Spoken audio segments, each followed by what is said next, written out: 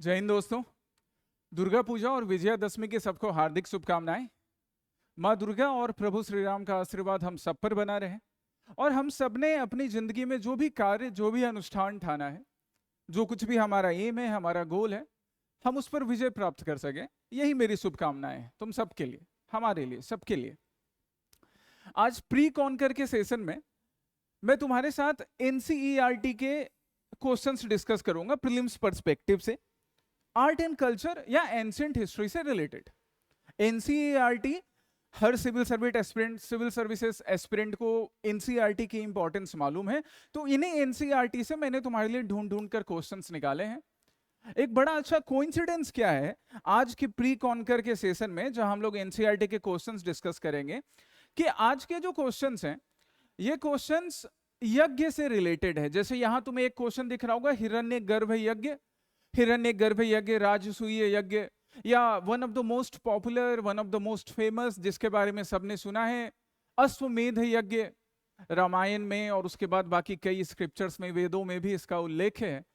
तो आज विजयादशमी भी है और आज हम लोग यज्ञ से रिलेटेड एनसीईआरटी के बेसिस पर जो क्वेश्चंस बन सकते हैं सिविल सर्विसेज के लिए वो डिस्कस करेंगे।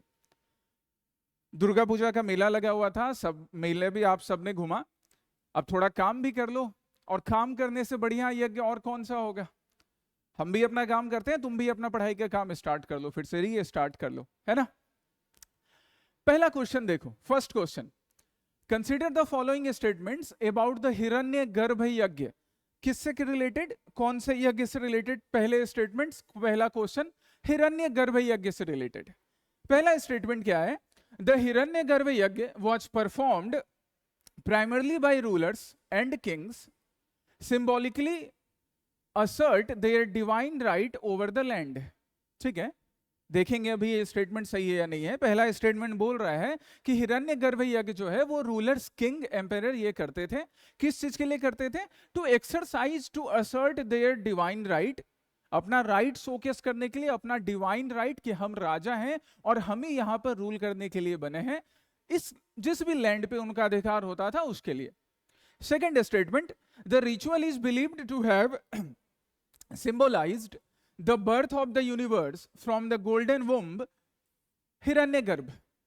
कि ऐसा बिलीव किया जाता है कि इस रिचुअल का सिग्निफिकेंस ये है कि ये बताता है हमें कि पूरे ब्रह्मांड का, यूनिवर्स का जो जन्म एक गोल्डन वुम्ब से, हिरण्यगर्भ से हुआ है, एक सोने के गर्भ से हुआ है, ऐसा मतलब। The Hiranyagarbha Yajna was exclusively performed by rulers belonging to the Kshatriya Varna। Third statement कर रहा है कि जो हिरण्यगर्भ यज्ञ है वो एक्सक्लूसिवली परफॉर्म करते थे क्षत्रिय वर्ण के राजा। अब जहां पे ये एक्सक्लूसिव वर्ड आ जाता है ना, तो वहां दिमाग में बत्ती जलनी चाहिए, थोड़ा सा टिक करना चाहिए, टिक टिक घड़ी की बजनी चाहिए कि क्या एक्सक्लूसिव सिर्फ क्षत्रिय लोग ही करते थे, क्षत्रिय राजा ही? Fourth, one of the earliest stories of how the universe came into existence is mentioned in the Rigveda. कि ऋग्वेद में मेंशन्ड है कि किस तरह यूनिवर्स, ये सारा ब्रह्मांड एग्जिस्टेंस में आया। फोर्थ स्टेटमेंट जो है ये too good to be true जैसा है कि ये सच होगा, इसमें जरा संदेह की बात नहीं है। ऋग्वेद वेदों में पहला, प्रथम माना जाता है, और सिंस वेद ज्ञान के स्रोत हैं, सोर्स हैं, तो फिर ऋग्वेद वो ज्ञान का अप्रतिम सोर्स है, स्रोत है, तो ऑब्वियसली वहां मेंशन हो सकता है कि किस तरह यूनिवर्स का, किस तरह ब्रह्मांड का जन्म हुआ। तो फोर्थ स्टेटमेंट हमारा करेक्ट होगा, इसके 100% चांसेस है। चलिए, इस तरह से क्वेश्चन पढ़ने के ड्यूरेशन में ही एक क्वेश्चन, एक स्टेटमेंट पूरी तरह से सही है, ये ढूंढ लिया हमने। और थर्ड स्टेटमेंट में कुछ दाल में काला है, ये भी मालूम कर लिया था एक्सक्लूसिव वर्ड की वजह से। अब देखते हैं बाकी स्टेटमेंट, ढूंढना भी हमें क्या है, करेक्ट स्टेटमेंट्स ढूंढने हैं। ठीक है, आ जाओ। मैंने तुम्हारे लिए थोड़ा जो भी नोट्स चाहिए हिरण्यगर्भ यज्ञ से रिलेटेड वो भी तुम्हारे लिए प्रिपेयर कर दिया है। ये जो पीडीएफ है, जो नोट्स है, ये मैं अभी कमेंट सेक्शन में शेयर कर दूंगा, पिन कर दूंगा, ताकि तुम्हारे पास हमेशा रहे। तो क्या हिरण्यगर्भ यज्ञ से रिलेटेड चीज याद रखनी है? सबसे पहली बात कि हिरण्यगर्भ यज्ञ जो है एक वैदिक यज्ञ, जिसके बारे में वेदों में और बाकी स्क्रिप्चर्स में मेंशन्ड है, हिंदू स्क्रिप्चर्स में। हिरण्यगर्भ यज्ञ क्षत्रिय राजा नहीं बल्कि नॉन क्षत्रिय राजा करते थे। ऐसे नॉन क्षत्रिय राजा जिन्होंने किसी पर्टिकुलर टेरिटोरी को तो जीत लिया, पर समाज में जो वो एक ट्रेडिशन चला आ रहा है कि रूल करने का काम, राज्य करने का काम, राज्य चलाने का काम क्षत्रिय ही करेंगे, तो वो क्या करते थे, वो ब्राह्मण के पास गए और इन ब्राह्मण से जाकर बोलते थे कि हे ब्राह्मण, हमें यज्ञ करना है ताकि समाज में हमारी स्वीकृति हो, हमारा एक्सेप्टेंस हो। तो ब्राह्मण ने बताया कि आप हिरण्यगर्भ यज्ञ कीजिए। इस हिरण्यगर्भ यज्ञ को करने के दौरान ब्राह्मण को बड़ा दान दिया जाता था, जिससे ब्राह्मण की भी सुपीरियोरिटी समाज में बढ़ रही थी, उनकी भी सुपीरियोरिटी समाज में बनी रही। और हिरण्यगर्भ यज्ञ करने के बाद बिलीव किया जाता था कि जिसने भी हिरण्यगर्भ यज्ञ को परफॉर्म किया है उसका दोबारा रीबर्थ हुआ। कैसे रीबर्थ हुआ? रीबर्थ हुआ क्षत्रिय की तरह। भले वो उससे पहले क्षत्रिय नहीं हो, उससे पहले वो ब्राह्मण हो, या उससे पहले वो वैश्य हो, लेकिन अगर उसने हिरण्यगर्भ यज्ञ कर लिया तो उसका दोबारा जन्म हो रहा है। और अब दोबारा जन्म लेकर, मतलब बायोलॉजिकली दोबारा जन्म नहीं होगा, लेकिन कल्चरली उसका दोबारा जन्म हो गया। और दोबारा जन्म कैसा? क्षत्रिय के रूप में। तो अब उसको वो लेजिटिमेसी मिल गई, क्षत्रिय लेजिटिमेसी रूल करने की। यही सिग्निफिकेंस था हिरण्यगर्भ यज्ञ का। एनसीईआरटी, जैसा मैंने बोला, तो एनसीईआरटी में एक नेम मेंशन्ड है और एक क्वेश्चन भी पूछा गया है पहले, बड़ा इंपॉर्टेंट, कि दांती दुर्ग नाम का एक राजा है जो कि राष्ट्रकूट चीफ था पहले, आगे जाके राष्ट्रकूट राजा बनता है। राष्ट्रकूट डायनेस्टी के फाउंडर के रूप में दांती दुर्ग को याद किया जाता है। इसने अपने चालुक्यन किंग को हराकर टेरिटोरी तो जीत ली थी, लेकिन समाज इसको एक्सेप्ट नहीं कर रहा था राजा के रूप में, क्योंकि ये क्षत्रिय नहीं था। तो इसने ब्राह्मण के हेल्प से हिरण्यगर्भ यज्ञ परफॉर्म किया और क्षत्रिय लेजिटिमेसी हासिल करता है। पर्पस क्या?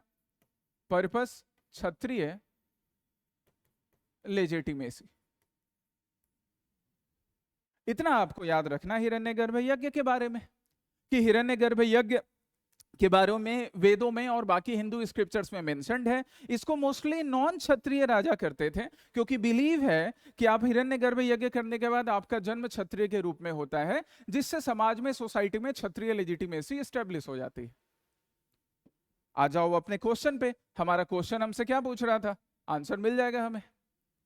क्वेश्चन हमसे पूछ रहा है, पहला, Hiranyagarbha yajna was performed primarily by rulers and kings to symbolically assert their divine right over the land. सही है भाई, अपने राइट को एक्सरसाइज करने के लिए, असर्ट जताने के लिए करते थे।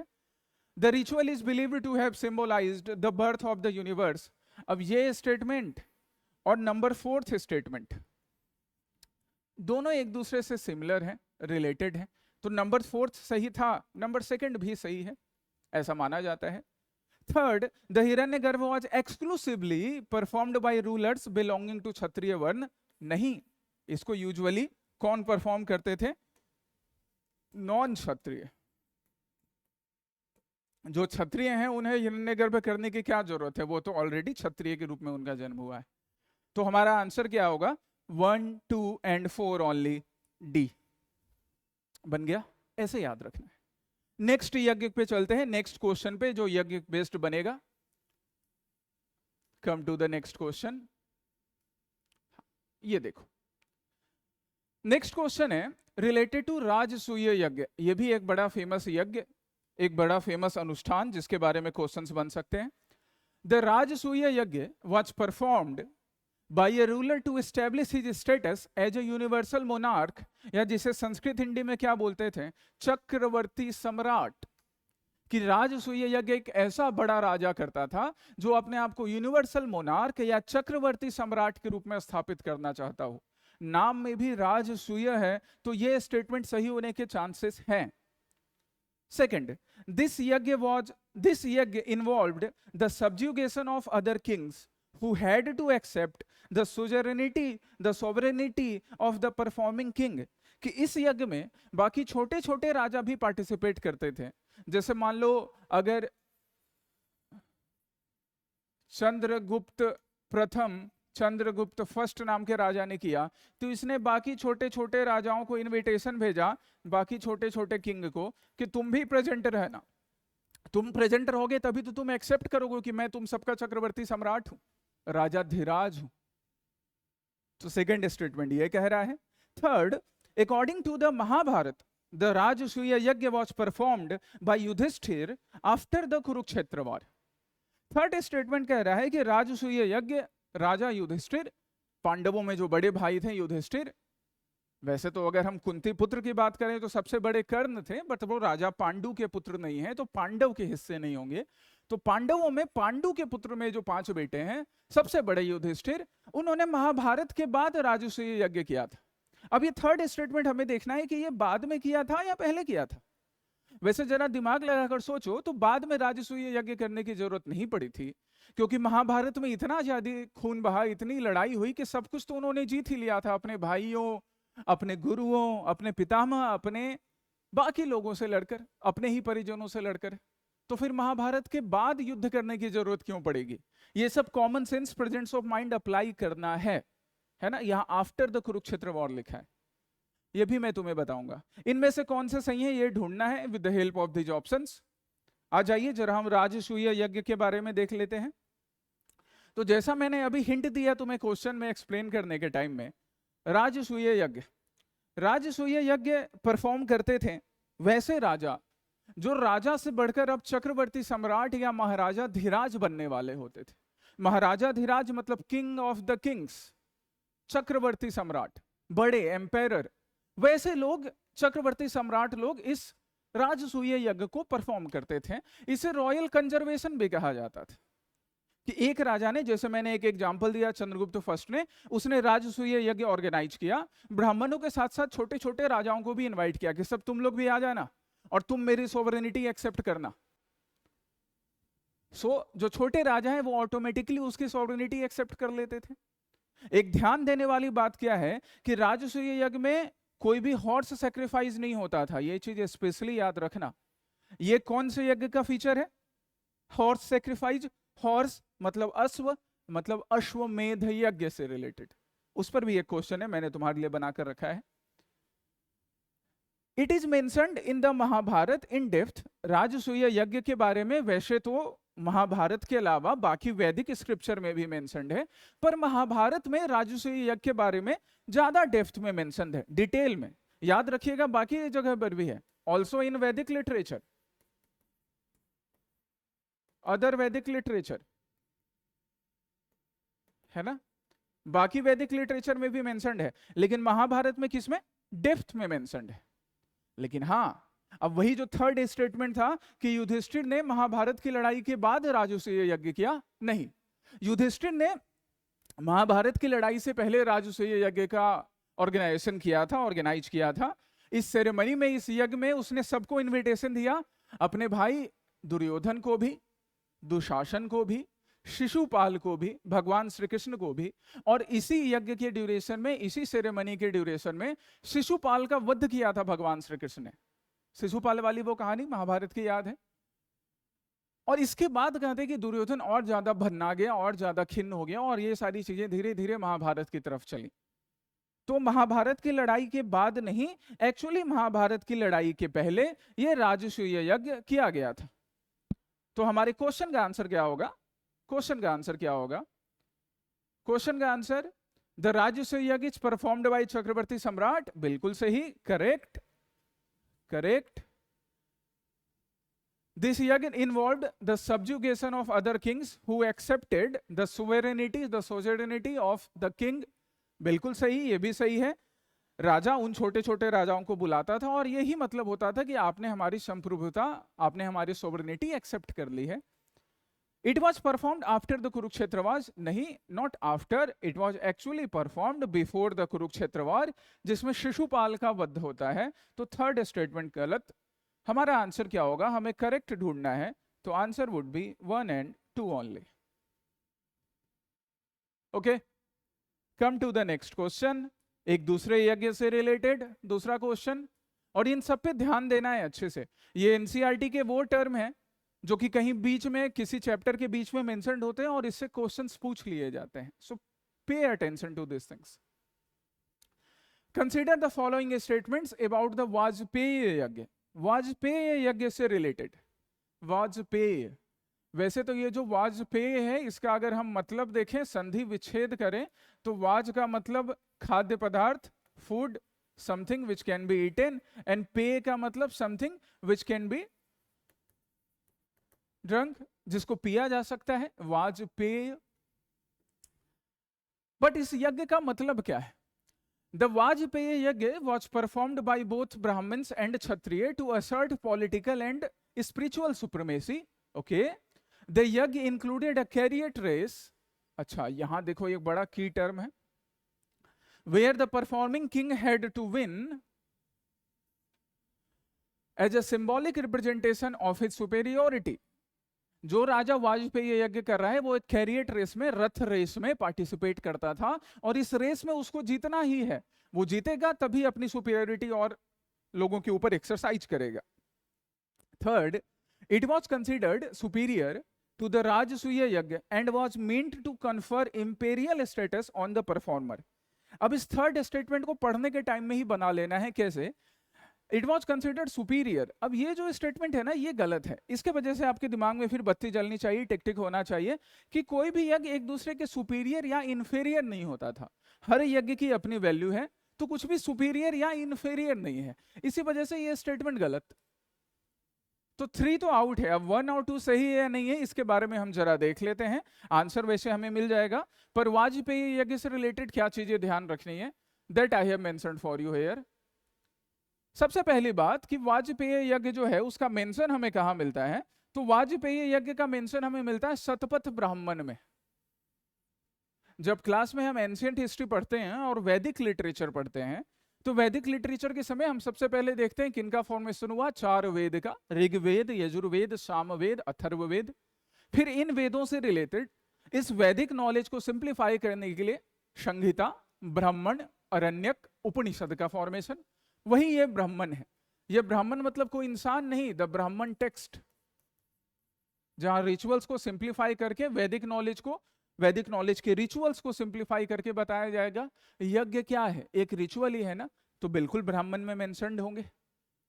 कौन से ब्राह्मण में? शतपथ ब्राह्मण में. और ये शतपथ ब्राह्मण किस वेद से रिलेटेड है? तो Shatapatha Brahmana is related to Yajurveda.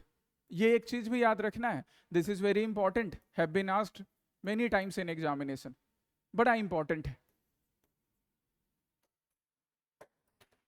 कौन से राजा करते थे इसको, राजसूय यज्ञ को? तो राजसूय yajna was performed bye great king both Kshatriya and ब्राह्मण. हालांकि जनरली क्षत्रिय रूलर भी करते थे, बट कई ब्राह्मण रूलर्स ने भी इसको किया है.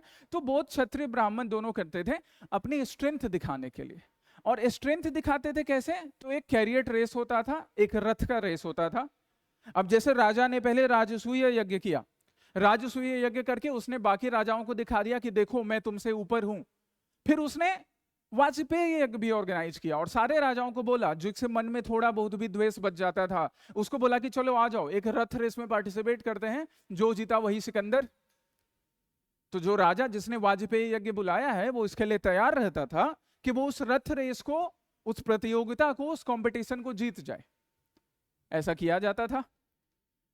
ऑल्सो ऐसा माना जाता है कि जो हमारा वाजपेयी यज्ञ है ये सोम यज्ञ का एक पार्ट है. सोम यज्ञ वेदों में जो से रिलेटेड जो ब्राह्मण है उनमें अलग अलग यज्ञ के बारे में मेंशन्ड है, जिसमें सोम यज्ञ का एक बड़ा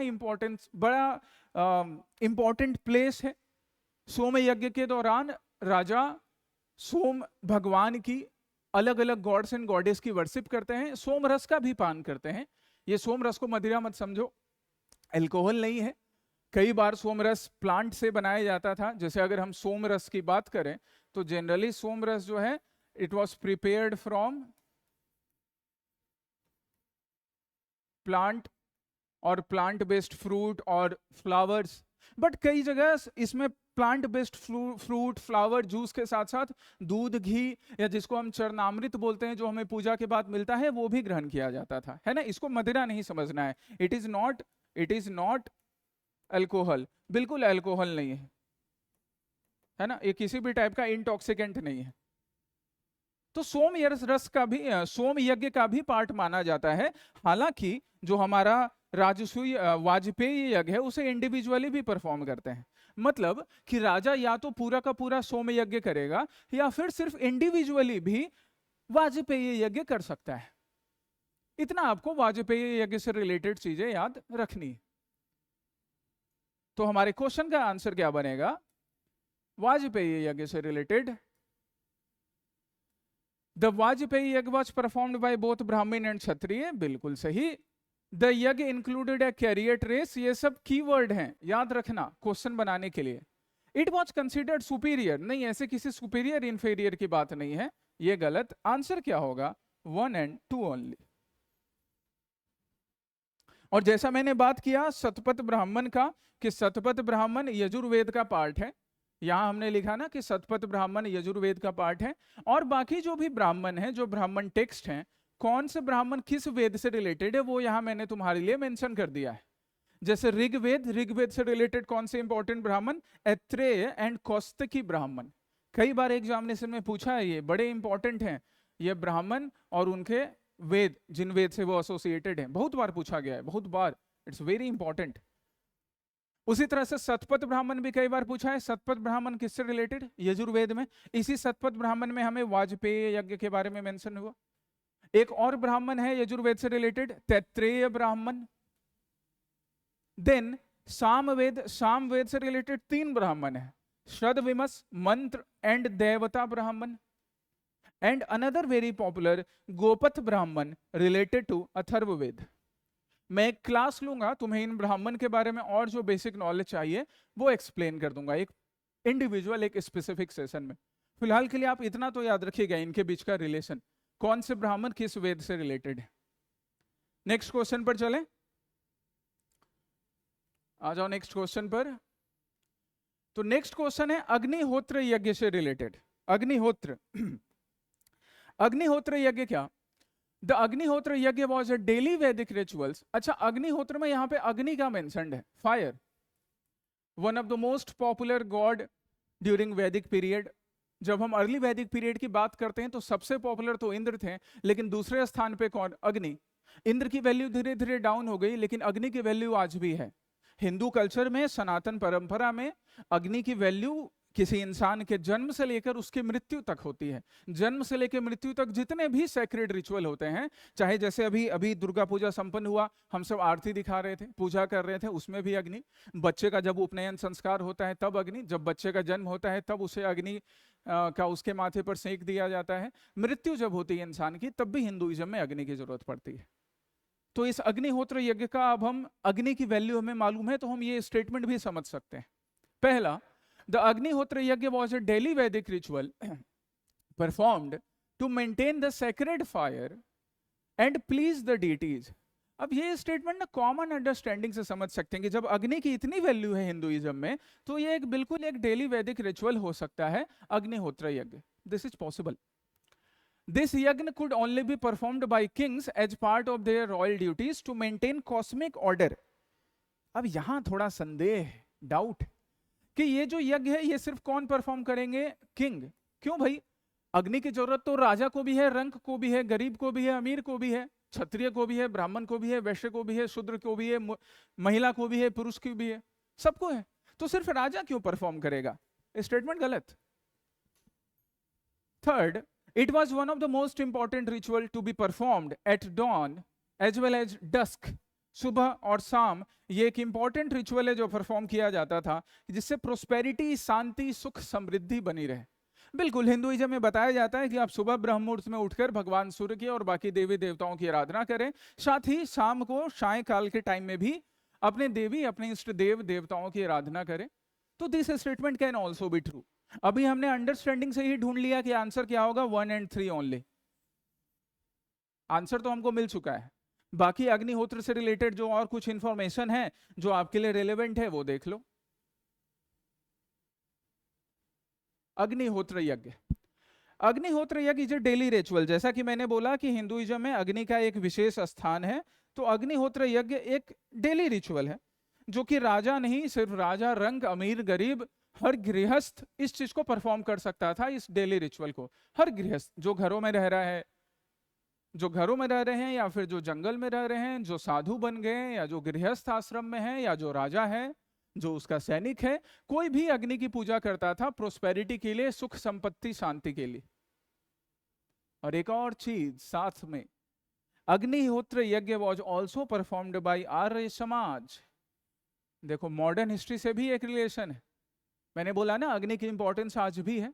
आर्य समाज क्या? आर्य समाज वही जो दयानंद सरस्वती जी ने एस्टेब्लिश किया था लगभग 1875 1875 के टाइम में, जिनका एक मेन स्लोगन होता था गो बैक टू वेदाज, वेदों की ओर वापस चलो।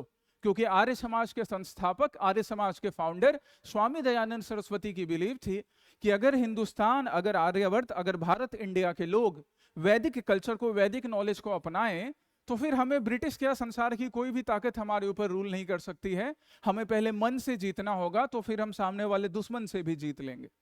इसलिए गो बैक टू वेदाज, वेदों की ओर वापस चलो नाम का स्लोगन दिया। पढ़ेंगे आर्य समाज के बारे में भी डिटेल में सेपरेट लेक्चर्स में। इतना आपको अग्निहोत्र यज्ञ से रिलेटेड याद रखना है। Now next question is related to one of the most popular yajna. जी हाँ, कौन सा? अश्वमेध यज्ञ। स्टेटमेंट पर है अश्वमेध यज्ञ का। और ये जो अश्वमेध यज्ञ का क्वेश्चन है ना, इसका आंसर मैं नहीं बताऊंगा, ये तुम बताओगे मुझे कमेंट सेक्शन में। क्यों? क्योंकि इसके बारे में सबने सुना, सबने जाना, पढ़ा है, कई बार दादी नानी की कहानियों में, कई बार टेलीविजन फिल्मों में, और कई बार स्क्रिप्चर्स पढ़ने के टाइम में भी। इसलिए इसका आंसर तुम बताना। मैं बस समझा देता हूं स्टेटमेंट। अश्वमेध यज्ञ, द अश्वमेध यज्ञ इन्वॉल्व्ड, अश्वमेध मतलब अश्व क्यों मारना, अश्व की बलि दी जाती थी अश्वमेध यज्ञ में, इसलिए अश्वमेध नाम पड़ा। अश्व घोड़ा, हॉर्स।